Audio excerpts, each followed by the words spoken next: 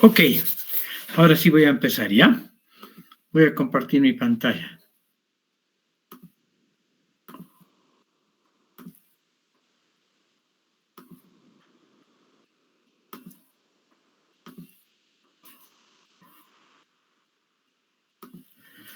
¿Se ve y se escucha? Buenas noches, doctor. Sí, se ve y se escucha. Muchísimas gracias. Entonces, vamos a empezar con un primer tema que es la uropatía obstructiva y posteriormente neoplasias del riñón y la vía urinaria. ¿Ok? Muy bien. Entonces, es una de las formas más importantes de uropatía obstructiva son las litiasis, ¿sí? Y cualquier otro factor que también produzca obstrucción aumenta la susceptibilidad de infecciones y la formación de cálculos. Obvio, como en todos los sitios del cuerpo, la estasis favorece las infecciones, ¿verdad? Entonces, uno de esos fenómenos obstructivos lo pueden ocasionar los cálculos urinarios. La obstrucción aguda bilateral del tracto urinario causa insuficiencia renal aguda, ¿sí? Que es considerada como insuficiencia renal aguda postrenal, ¿ok? La obstrucción unilateral es frecuentemente asintomática. Bueno, puede permanecer asintomática, ¿ya?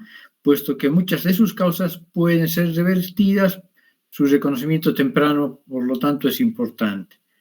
La obstrucción bilateral crónica condiciona, si no se soluciona el fenómeno obstructivo, el desarrollo de hidronefrosis que va a determinar una atrofia renal permanente, sobre todo atrofia cortical. Y esto va a condicionar la enfermedad renal crónica, ¿sí?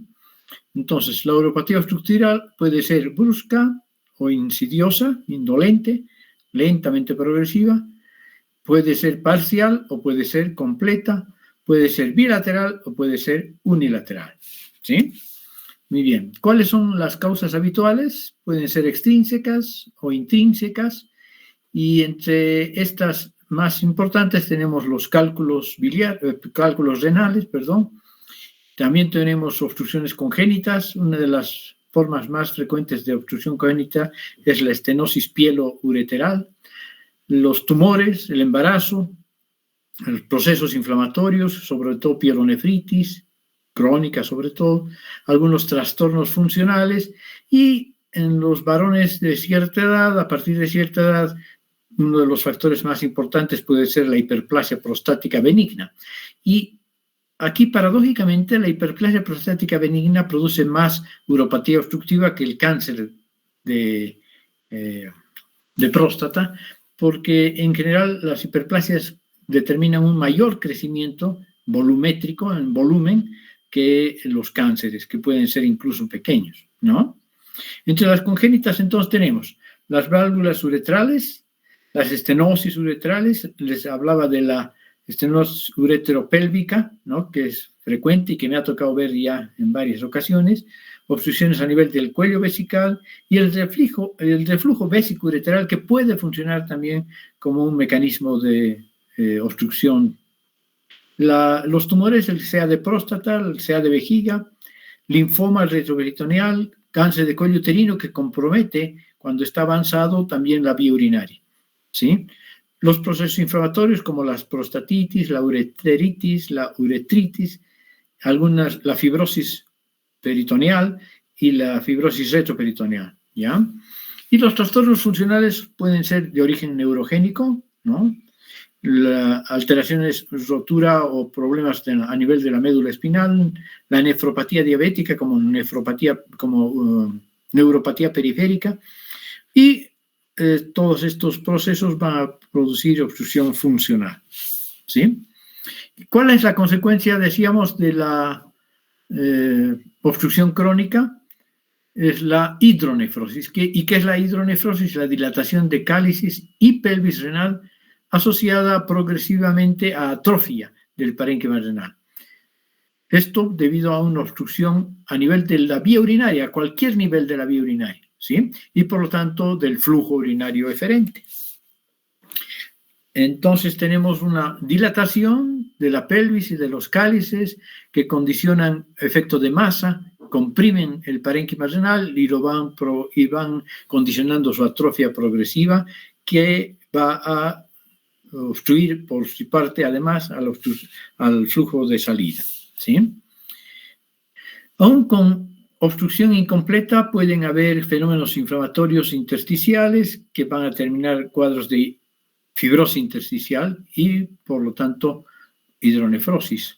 El filtrado glomerular va a estar, puede tener un flujo retrógrado que va a determinar la dilatación de cálices y pelvis, luego va a condicionar una atrofia o una dilatación progresiva incluso de los conductos colectores hasta la corteza y posteriormente atrofia renal.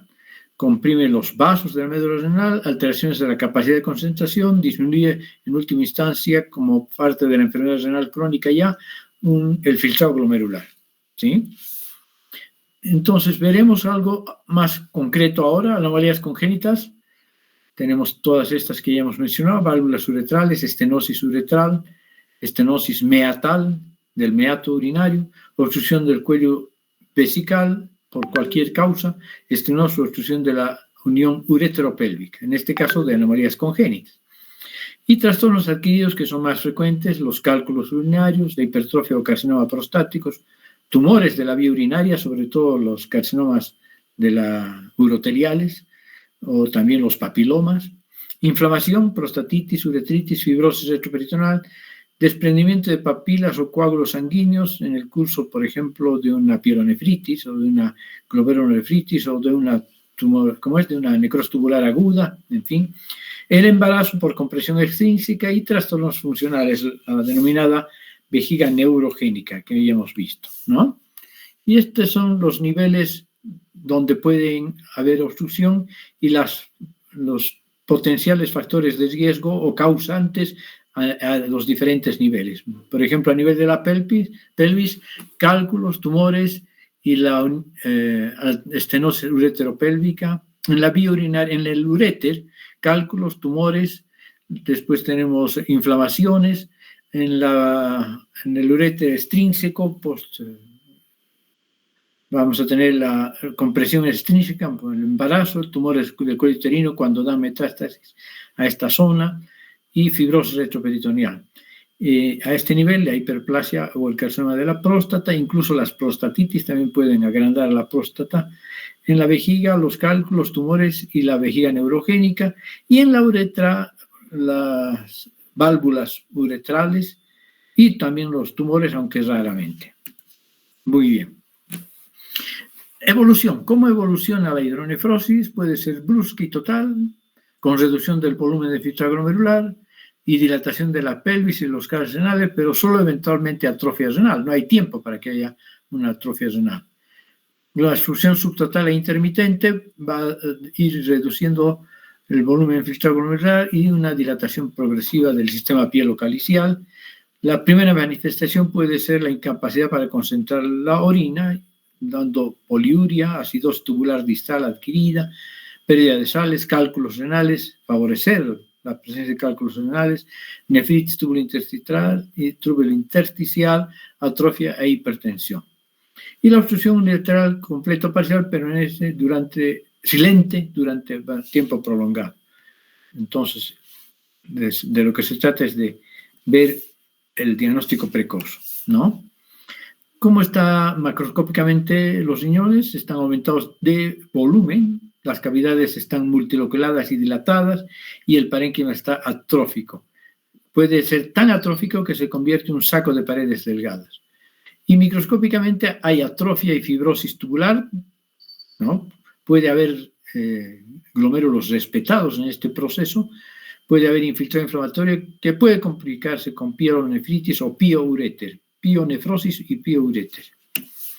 Aquí tenemos una hidronefrosis generalizada, grados variables de hidronefrosis, miren ustedes, con cuando la hidronefrosis no está muy inflamatoria, no es muy infecciosa y solamente hay un flujo retrógrado con dilatación del sistema pielocalizal, estas paredes pueden ser delgadas.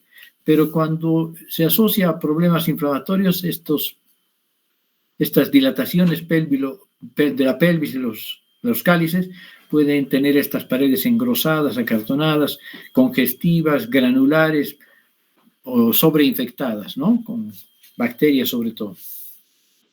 La urolitiasis es una importante causa de obstrucción de la vía urinaria, pueden aparecer a cualquier nivel del tracto urinario, como hemos visto, causan obstrucción, a veces ulceración, pueden causar hemorragia y el temido cólico ureteral. Como producen estasis, pueden predisponer a la infección urinaria y es más frecuente por algún motivo en los varones, por el tipo de alimentación y las hormonas. Los litos pueden ser de varias composiciones, pueden tener varias composiciones. Oxalatos y fosfato de cálcico son los más frecuentes, 70% de los cálculos, sobre todo en orinas alcalinas. Fosfato amonio de magnesio, 15 a 20%, ácido úrico, 5 a 10% en orinas ácidas, y cistina, 1 a 2%. ¿Sí? Cuando hay este tipo de cálculos hay que pensar en hiperuricemia idiopática, hipercalciuria, hipercalcemia, hiperoxaluria, hiperuricosuria, hipositruria, sin alteración metabólica conocida, puede haber también. Y en el ácido úrico, hiperuricemia, hiperuricosuria y idiopática. Y aquí tenemos los cálculos de diferentes características y ubicación y tamaño. Aquí tenemos un gran cálculo que se llama coraliforme porque remeda al coral marino. Está ubicado tanto en la pelvis como extendiéndose a los cálices. Aquí tenemos una hidronefrosis, un megauréter, por dilatación del uréter, con un cálculo enclavado a este nivel. Factores que favorecen la formación de los cálculos dependientes de los componentes del cálculo. Pueden ser dependientes de los componentes del cálculo, como ya hemos dicho, hiperuricemia, hipercalciuria, hipercalcemia, hiperoxaluria, hiperuricosuria, hipositraturia. El pH urinario también puede favorecer la disminución del volumen de orina, las orinas muy concentradas, infecciones bacterianas, sobre todo ascendentes, o disminución de factores que inhiben la formación de cristales, ¿sí? Y entonces va a haber citrato, pirofosfato, glucosaminoglucanos, osteopontina, nefrocalcina, ¿sí? Son formas cristalinas. La litiasis vesical con numerosos cálculos de vejiga podemos ver aquí también con una cistitis crónica. Miren, las paredes de la vejiga están francamente engrosadas y la mucosa mamelonada. Y aquí tenemos una hiperplasia concomitante de la próstata que ha favorecido la estasis y la obstrucción y la formación de estos cálculos a nivel de la vejiga. Unas pocas palabras de trasplante renal, cada vez más frecuente como tratamiento de la insuficiencia renal terminal. Pueden haber las siguientes complicaciones: trombosis vascular quirúrgica que provoca isquemia del injerto, rechazo del trasplante, recidiva de la nefropatía, sobre todo en una variedad de glomerulopatía membrano-proliferativa, ¿sí? El rechazo puede ser hiperagudo, agudo acelerado y rechazo crónico, ¿sí? Entonces, el rechazo hiperagudo se produce poco tiempo después de que el órgano empiece a ser perfundido por la sangre del paciente. Toma la forma de una trombosis intravascular diseminada en los pequeños vasos con necrosis focal e infiltrado inflamatorio neutrofílico. Se debe a que hay anticuerpos preformados del huésped que reaccionan con el antígeno del injerto. Antes era más frecuente esto, ahora ya es poco probable porque se mide muy bien el grupo sanguíneo, el complejo mayor de histocompatibilidad, etc. Actualmente el problema prácticamente entonces ha desaparecido por comprobación rutinaria de posible presencia en el receptor de anticuerpos frente a linfocitos del donante. Aquí tenemos el rechazo hiperagudo. Esta es una imagen con el microscopio electrónico de transferencia normal, y este es el rechazo hiperagudo, ¿sí? En la figura derecha se ve desprendimiento y destrucción del endotelio y luces capilares ocupadas por trombos después de establecer la circulación renal. El rechazo agudo, aproximadamente una semana después del trasplante o tras la suspensión del tratamiento inmunosupresor, de progresión rápida, está mediado por mecanismos humorales y celulares. El componente celular mediado por células T que reaccionan frente a los antígenos del anticuerpos antileucocitario humano del donante, especialmente de clase 2. En realidad ya no se utiliza mucho, es complejo mayor de histocompatibilidad de clase 2. El injerto es infiltrado por linfocitos, la mayoría de ellos de tipo T, células T, que destruyen diversos componentes del injerto, incluidos los túbulos. Entonces hay tubulitis sobre todo, ¿no? Además de inflamación intersticial. Y el componente humoral mediado por anticuerpos con activación del complemento se caracteriza porque este proceso conduce a una vasculitis con necrosis del endotelio, infiltración de neutrofilia de los neutrófilos en la pared vascular, lesión de la íntima, de la lámina elástica de las grandes arterias del injerto. Entonces aquí está, como se ve, el rechazo agudo de tipo mixto acentuado con gran componente celular intersticial inflamatorio, ¿sí? Y hay una hiperplasia laxa con células espumosas en la íntima de la arteria. El rechazo agudo, acentuado previamente celular, entonces células redondas en el intersticio renal, que son linfocitos y células plasmáticas, algunas provocando una migración hacia los túbulos. Esto es lo que se conoce como tubulitis. Entonces aquí hay una tubulitis y una nefritis intersticial. El rechazo agudo acelerado de pacientes que han sido trasplantados anteriormente sin éxito y por tanto sensibilizados ante antígenos del donante. Y el rechazo crónico es lento y progresivo a lo largo de varios meses. Hay una lenta alteración de la tolerancia por parte del hospedero.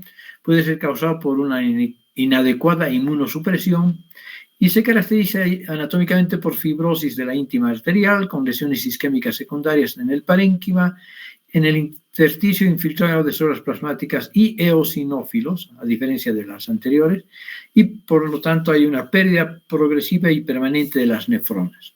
Aquí tenemos entonces una nefritis tubulointersticial, hay una hiperplasia fibrosa de la íntima. Vean, este es un tricrómico de Masson, y aquí se ve que hay una fibrosis en azul, ¿sí? Este es un tricrómico de Masson. Entonces,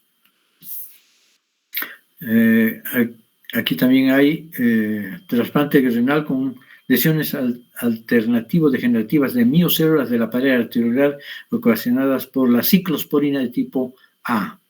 También hay fibrosis intersticial y colapso de algunas estructuras.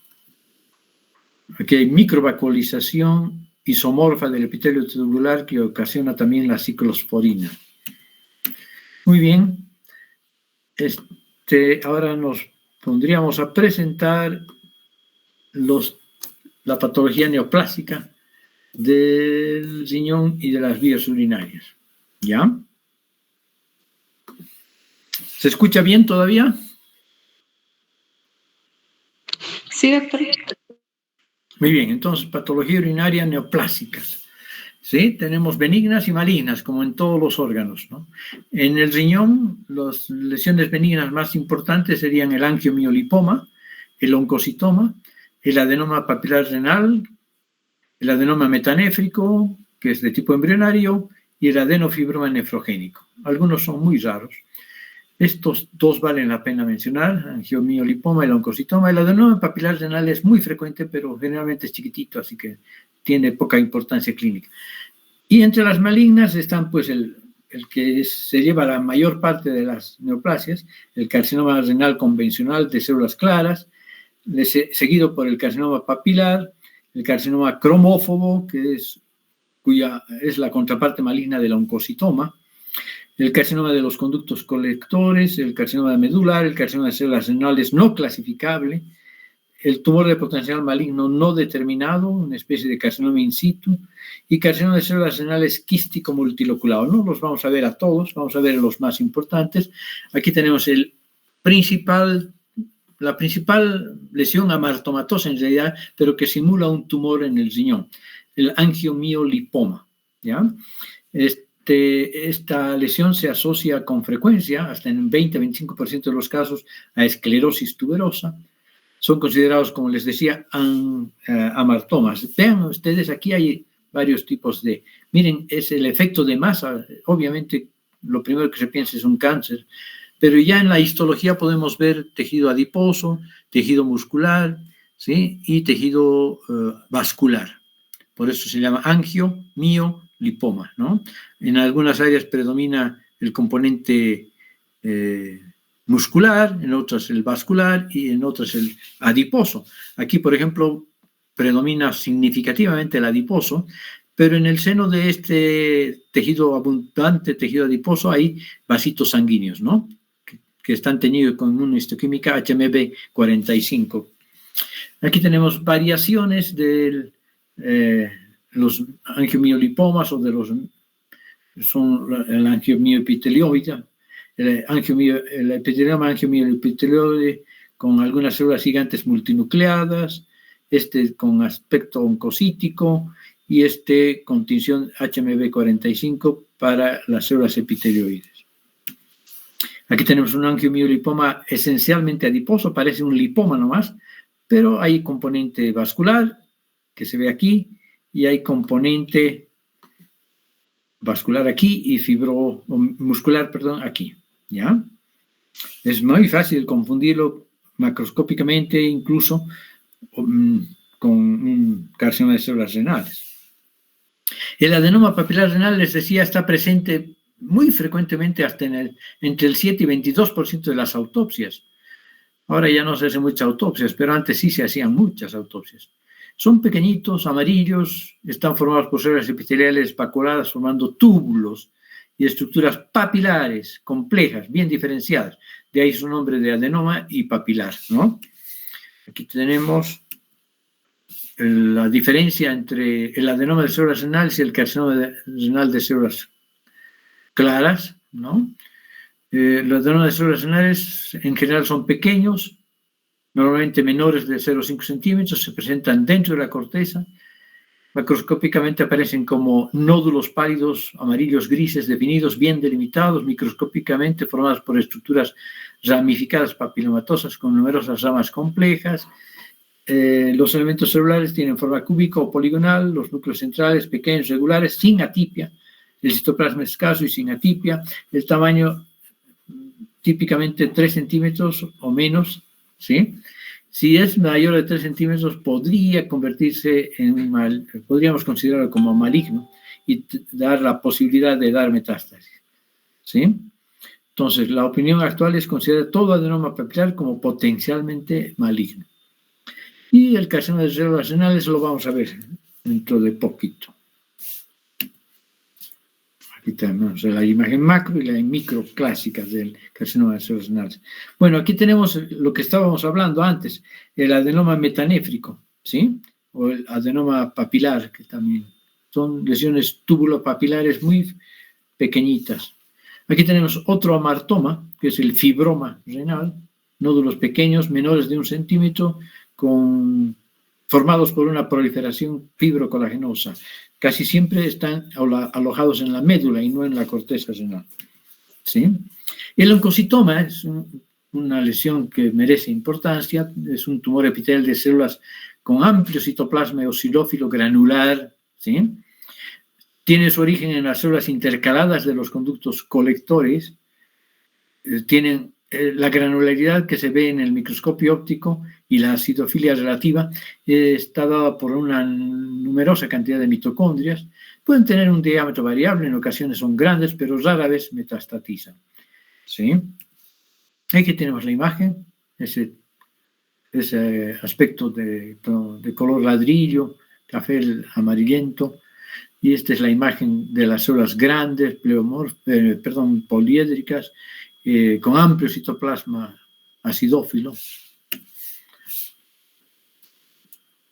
Aquí tenemos más de cerca, con un mayor aumento, células de límites bastante netos, con un núcleo central eucromático, con un nucleolito y amplio citoplasma granular acidófilo. Lo mismo aquí, puede ser menos diferenciado, pueden haber áreas pleomórficas, pero no quiere decir que sean malignas, ¿no? Es importante la actividad mitótica para definir uno u otro camino. Bueno, y aquí tenemos un algoritmo de la histogénesis topográfica, vamos a decir, de las diferentes neoplasias renales.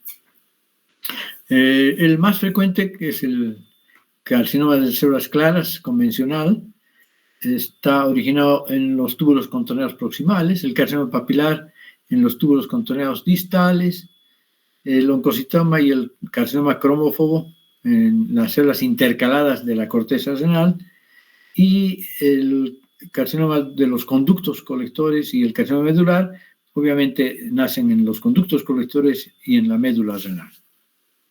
¿Sí? Bueno, aquí tenemos algunas comparaciones de estas carcinomas de células claras. Vamos a resumir.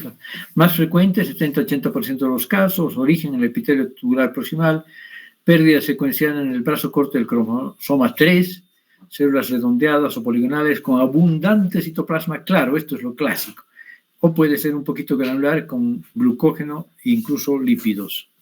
El carcinoma papilar, de tipo 1 y de tipo 2 existen. El carcinoma papilar es responsable del 10 al 15% de los tumores parenquimatosos del riñón. Patrón crecimiento papilar, de ahí su nombre, origen en los túbulos contorneales distales, se puede asociar a las trisomías 7, 16, 17 y pérdida del cromosoma sexual Y. Son hemorrágicos y quísticos. El de tipo 1 está formado por células pequeñas, citoplasma pálido, y buen pronóstico. El de tipo 2, células grandes, citoplasma eosinófilo, peor pronóstico porque tiene con mayor predisposición a dar metástasis. El carcinoma de células cromófobas representa el 5% de los casos. Las células con una membrana celular prominente y citoplasma eosinófilo pálido, hemos visto ya que esa membrana delimita bien a estas celulitas, y el citoplasma es eosinófilo, pero es granular, típicamente granular. Múltiples pérdidas de cromosomas, una hipodiploidía extrema, se agrupan masas sólidas, células más grandes se encuentran alrededor de los vasos sanguíneos, tiene buen pronóstico. El oncocitoma representa el 5 al 10%, este es benigno, no se olviden, ¿sí? La diferenciación entre este y este a veces es difícil. Proviene de las células del conducto colector cortical, aspecto benigno, raramente causa metástasis, células grandes, eosinófilas, bien diferenciadas con núcleos pequeños y numerosas mitocondrias, ¿sí? Y el carcinoma del conducto colector o conducto de Bellini representa apenas el 1% de las neoplasias, origen en las células del conducto colector de la médula, células malignas que forman glándulas atrapadas en un estroma fibroso prominente, numerosas pérdidas cromosómicas y de lesiones. Bueno, aquí tienen la clásica imagen del carcinoma renal de células claras. Hay varias formas de clasificar y predecir su pronóstico. Actualmente utilizamos el TNM, ¿sí? Entonces, aquí hay una clasificación del Comité de los Cirujanos de Estados Unidos junto con el TNM. Hay etapa 1, etapa 2, 3A, 3B y 4, de acuerdo al tamaño, a si está confinado en el órgano, a la extensión al tejido perineal confinado dentro de la cápsula de Gerota. Si rompe la cápsula de Gerota, ya se va al estadio 4 directamente. Y el 3B es todo esto, pero con extensión a la vena renal, o incluso hasta la vena cava. Bien, 1 al 3% de todos los cánceres viscerales, 85 a 90% de los carcinomas renales del adulto, el clásico, estamos hablando del carcinoma de células claras, 50 a 70 años el promedio de aparición, predominio en hombres, el consumo del tabaco tiene cierto riesgo, pero la mayoría son esporádicos, hasta un 4% se ha visto un gen autosómico dominante presente. La Presentación clínica, hematuria, dolor en fosa renal, masa lumbar, fractura patológica por las metástasis.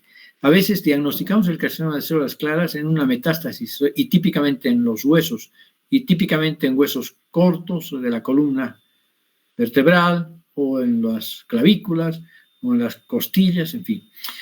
Puede dar síndromes paraneoplásicos, sobre todo hipercalcemia, policitemia y síndrome de Cushing por secreción ectópica inadecuada de hormonas, ¿no? Aquí tenemos la clásica presentación, casi siempre es polarizado el cáncer, no está muy frecuentemente en el medio, o está en un polo o está en el otro polo. Y aquí tenemos una columna vertebral cercenada sagitalmente con una lesión metastásica bastante grande. Y aquí tenemos la imagen microscópica típica, ¿no? Un tumor frecuente en todos los órganos que hemos visto son las metástasis, ¿ya? Y las metástasis del carcinoma renal, de células claras, sobre todo, puede ser también en las suprarrenales. En este caso, por ejemplo, está a nivel de la suprarrenal. O pueden ser metástasis de otros órganos. Aquí se ven quistes renales, como los que vimos en la primera clase, y se ven múltiples nódulos blancos o amarillentos que son metastásicos. Esta es la imagen clásica, carcinoma renal grado 1. Este tiene un patrón pseudopapilar. Aquí tenemos ya áreas con menor diferenciación. Aquí hay grado 1, grado 2, grado 3, pleomorfismo más acentuado. Aquí tenemos con cambios oncocíticos, ¿no? Aquí tenemos el carcinoma papilar. Esta es la imagen típica de las papilas con tallos fibrovasculares, que en este caso están llenas de células de macrófagos espumosos, pero es lo típico, un tallo fibrovascular, un revestimiento epitelial pleomórfico. Este es un patrón trabecular papilar, pero sigue siendo un carcinoma papilar renal. Este es más típico, con papilas complejas, ¿sí? Pero en el seno de este carcinoma papilar, en la zona inferior, podemos ver una zona menos diferenciada, ¿sí? Áreas sarcomatoides. Aquí tenemos con cambios oncocíticos, un carcinoma papilar con cambios oncocíticos. Aquí tenemos un carcinoma, microcarcinoma papilar. Y esta es la imagen de las macroscópicas. Vean ustedes que por macro es difícil diferenciar entre un carcinoma oncocítico, un oncocitoma, un carcinoma de células claras o un carcinoma papilar. Aquí tenemos el carcinoma cromófobo.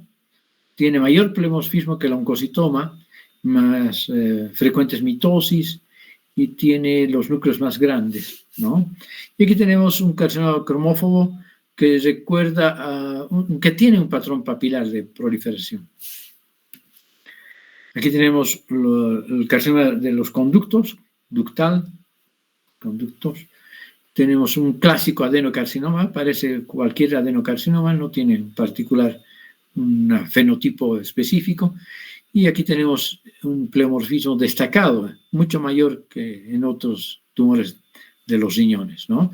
Núcleos vesiculosos, nucleolos prominentes, en fin, son células con alto grado nuclear. Aquí tenemos el carcinoma medular, que es poco diferenciado y que a veces puede formar estructuras glomeruloides parecidas al tumor de senos endodérmicos, ¿no? Luego tenemos algunos blastomas, como el nefromesoblástico, y los carcinoides, tumores carcinoides de células neuroendocrinas que están positivas, en este caso para la cromogramina, podría ser positiva también para la sinaptofisina, enolasa neuronal específica, como todos los tumores neuroendocrinos, ¿sí? Lo difícil de predecir es el comportamiento clínico en estos tumores neuroendocrinos, ¿sí? A veces incluso tumores pequeñitos pueden dar metástasis y en ocasiones tumores grandes no dan metástasis. Y aquí tenemos un tumor neuroectodérmico primitivo. Aquí tenemos un leiomíosarcoma, ¿sí? Que parece lipoma. Y por último, ya bajándonos a la vía urinaria, tenemos los carcinomas uroteliales, que corresponden entre el 5 y el 10% de los tumores renales, Pueden originarse en los cables anales, en la pelvis anal, o en el urétero, en la vejiga, y dan como trastorno clínico clásico la hematuria, ¿sí? Que es precoz, es un síntoma precoz, la hematuria. Pueden ser multifocales, ¿sí? 50% tumor ureteral o vesical metacrónico o sincrónico, es decir, que al mismo tiempo podemos encontrar un tumor en la pelvis anal y otro en la vía urinaria inferior, en el urétero, en el urétero, sobre todo en la vejiga, ¿sí? Y eso porque clásicamente se desprenden y se siembran a través del epitelio. La sobrevida a 5 años, 70%, de acuerdo al estadio, puede variar de 70 a 10% si el estadio clínico es del tipo 1 hasta el estadio 3. ¿Sí? Son papilares con diferenciación variable. Aquí tenemos un papiloma clásico, probablemente in situ. Y tenemos, por último, el nefroblastoma. 50% en menores de 3 años, es típicamente un tumor de la primera infancia, 90% menores de 10 años. ¿Sí? Solo un pequeño porcentaje, entonces, puede presentarse después de los 10 años. Hasta en un 30% puede asociarse a malformaciones geniturinarias, síndromes genéticos que tienen que ver con lesiones de algunos cromosomas y pueden asociarse a aniridia. Entre 5 y 10% puede ser bilateral y puede ocurrir también fuera del riñón. Rara vez pueden producir hematuria, hipertensión y proteinuria. Lo clásico es, puesto que son guaguitas pequeñitas y la masa es enorme, entonces es fácil de palparla. Y esa es la clásica, es el clásico signo de diagnóstico, ¿no? Y esta es la imagen microscópica. 3 componentes histológicos, tiene componentes epiteliales, tiene componentes de blastema indiferenciado y componentes de tejido mesenquimatoso, ¿sí? Entre los epiteliales destacan estructuras tubulares embrionarias con o sin glomérulos, rosetas de células pequeñas redondas azules, como se ve aquí. Blastema indiferenciado, aquí tenemos el blastema indiferenciado, ¿sí? Y tejido mesenquimatoso aquí.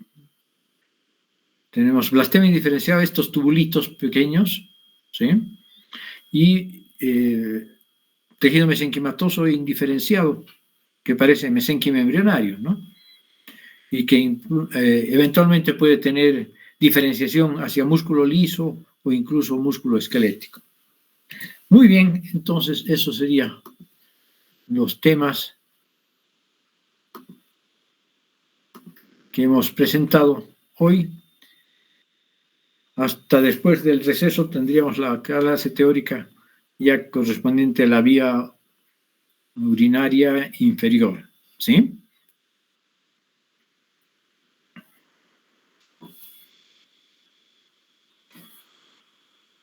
Bueno, hemos terminado muy rápido, 20:45.